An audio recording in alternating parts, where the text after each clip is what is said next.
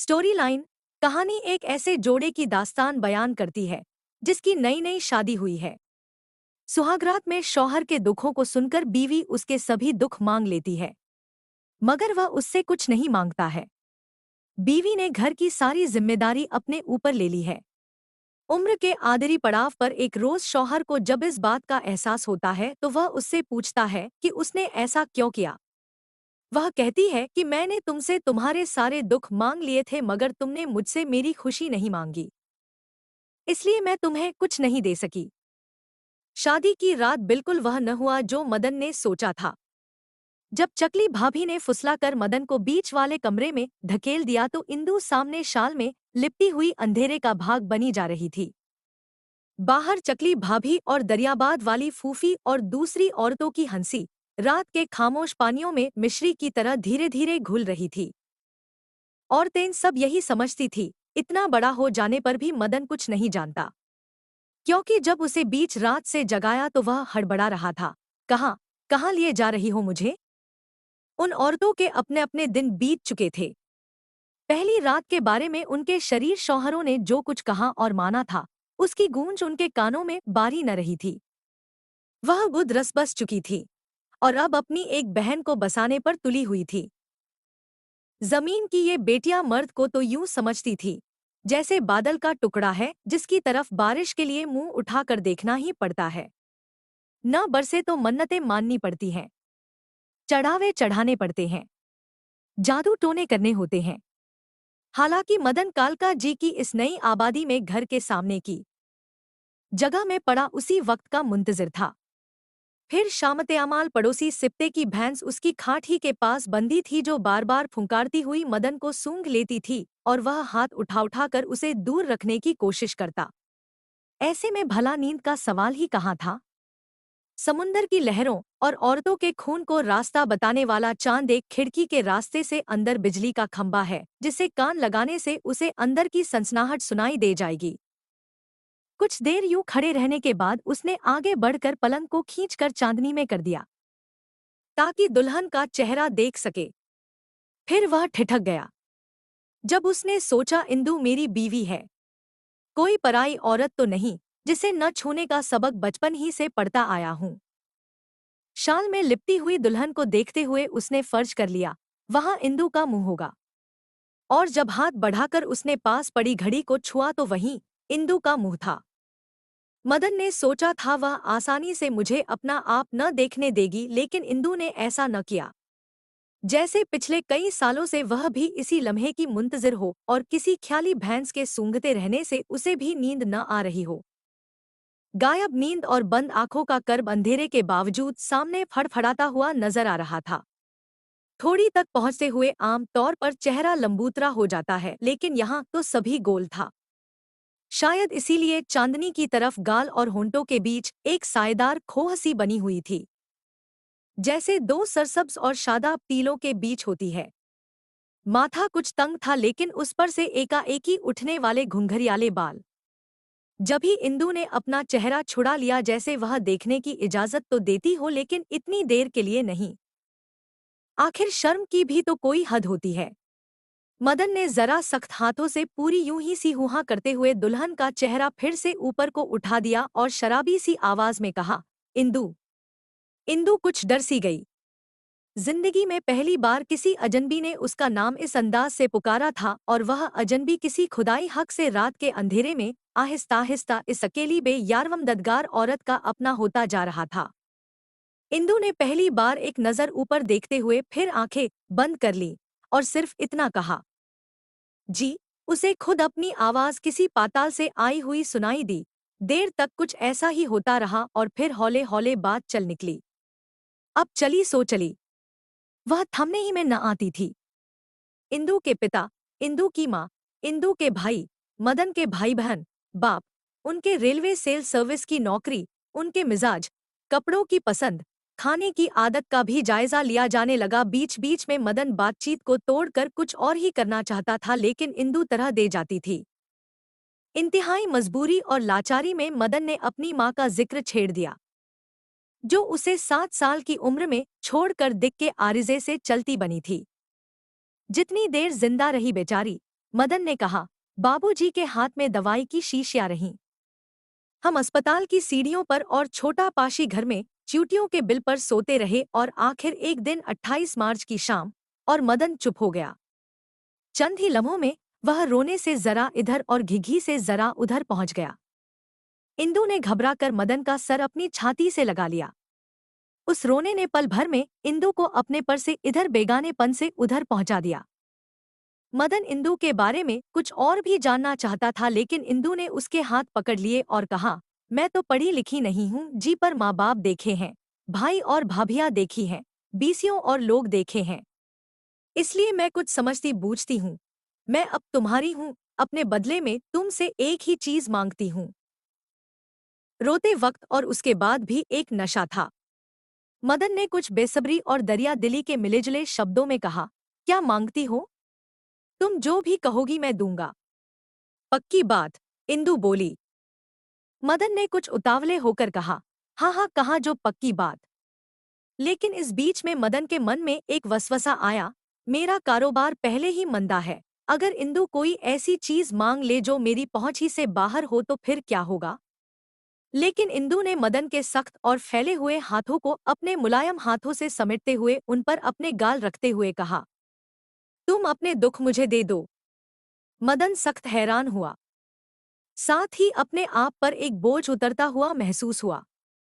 उसने चांदनी में एक बार फिर इंदु का चेहरा देखने की कोशिश की, लेकिन वह कुछ न जान पाया। उसने सोचा ये माँ या किसी सहेली का रटा हुआ फिक्रा होगा जो इंदु ने कह दिया। जभी ये जलता हुआ आंसू मदन के हाथ की पुष्ट पर गिरा, उसने इंदु को अपने साथ लिपटाते हुए कहा, दिए। लेकिन इन सब बातों ने मदन से उसकी बहीमियत छीन ली थी। मेहमान एक एक करके सब रुखसत हुए। चकली भाभी दो बच्चों को उंगलियों से लगाए सीढ़ियों की ऊंच नीच से तीसरा पेट संभालती हुई चल दी। दरियाबाद वाली फूफी जो अपने नौलखे हार के गुम हो जाने पर शोर मचाती वावेला करती हुई बेहोश हो गई थी और जो गुस्लखाने में पड़ा हुआ मिल गया था, जहेज में से अपने हिस्से के 3 कपड़े लेकर चली गई।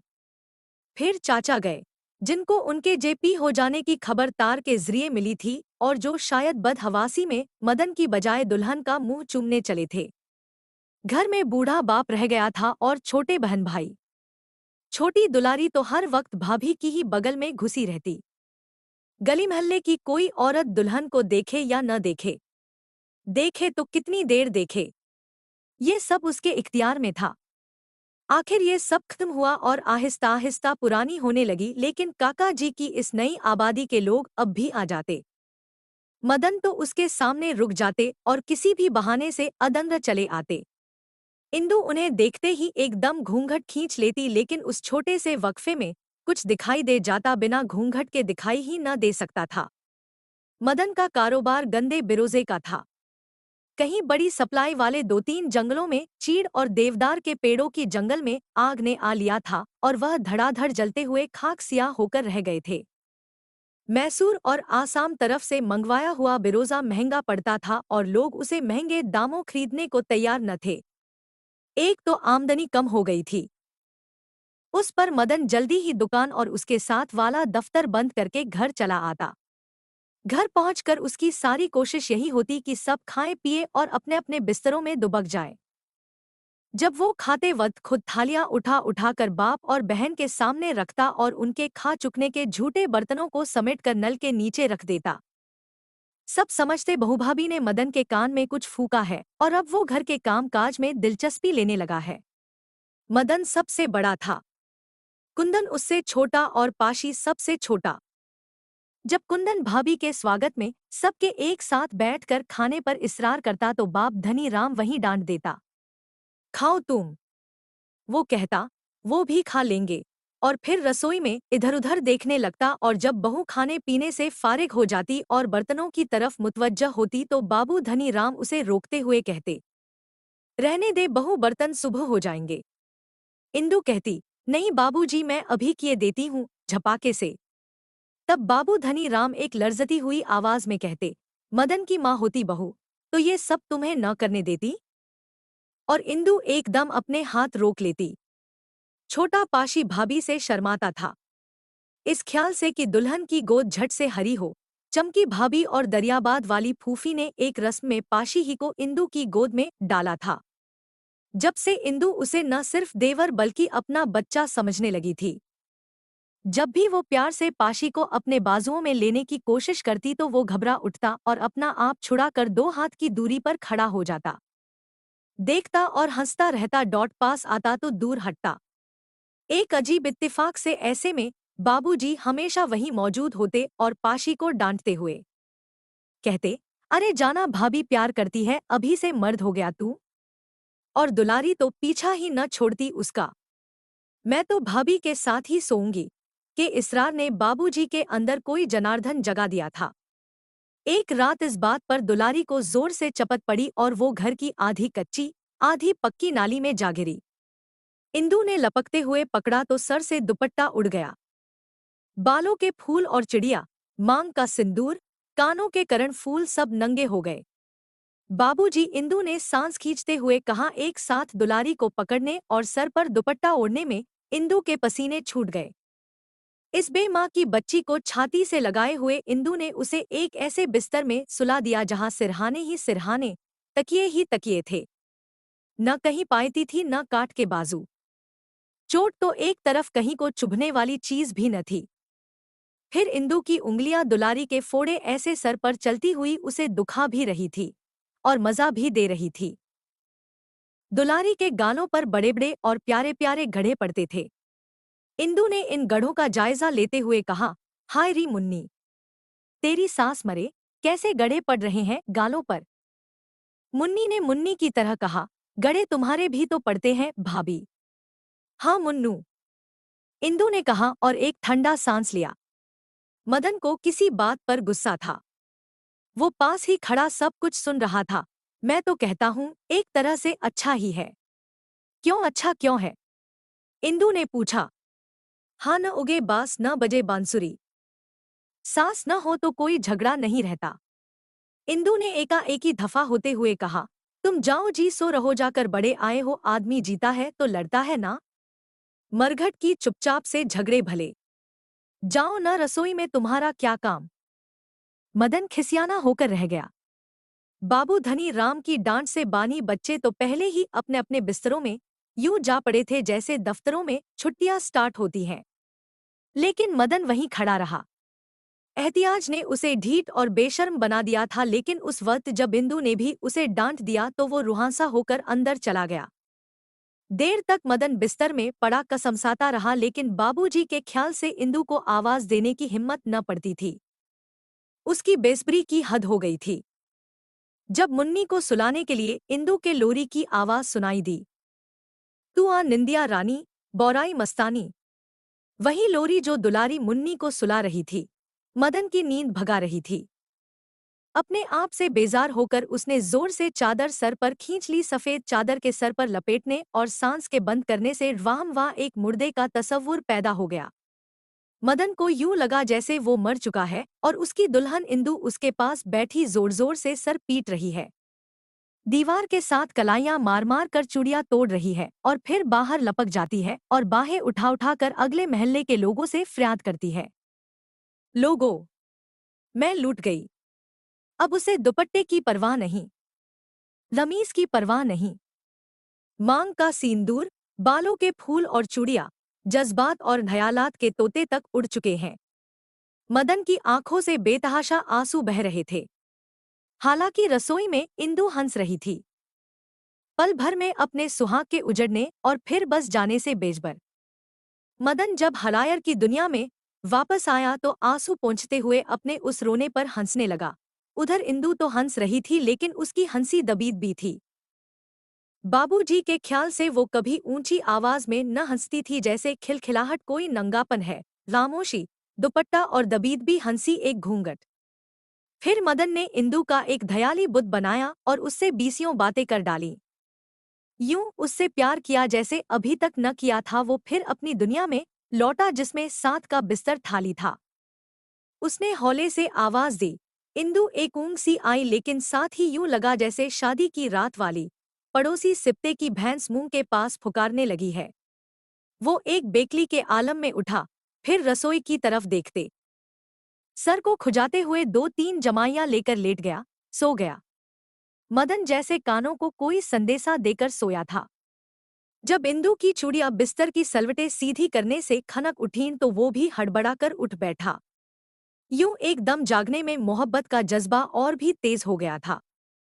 प्यार की करवटों को तोड़े बगैर आदमी सो जाए और एकाएकी उठे तो मोहब्बत दम तोड़ देती है। मदन का सारा बदन अंदर की आग से फूंक रहा था और यही उसके गुस्से का कारण बन गया।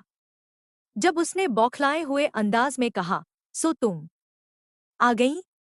हाँ। मुन्नी मर गई? इंदु झुकी झुकी एकदम सीधी खड़ी हो गई। हाय राम, उसने नाक पर उंगली रखते हुए हाथ मलते हुए कहा, क्या कह रहे हो, मरे क्यों बेचारी? माँ बाप की एक ही बेटी। हाँ, मदन ने कहा, भाभी की एक ही ननद। और एकदम तहकुमाना लहजा इख्तियार करते हुए बोला, ज्यादा मुंह मत लगाओ उस चुड़ैल को डोट। क्यों, उसमें क्या पाप है? यही पाप है, मदन ने और चिढ़ते हुए कह, वो पीछा ही नहीं छोड़ती तुम्हारा। जब देखो जोंक की तरह चिमटी हुई है, दफान ही नहीं होती।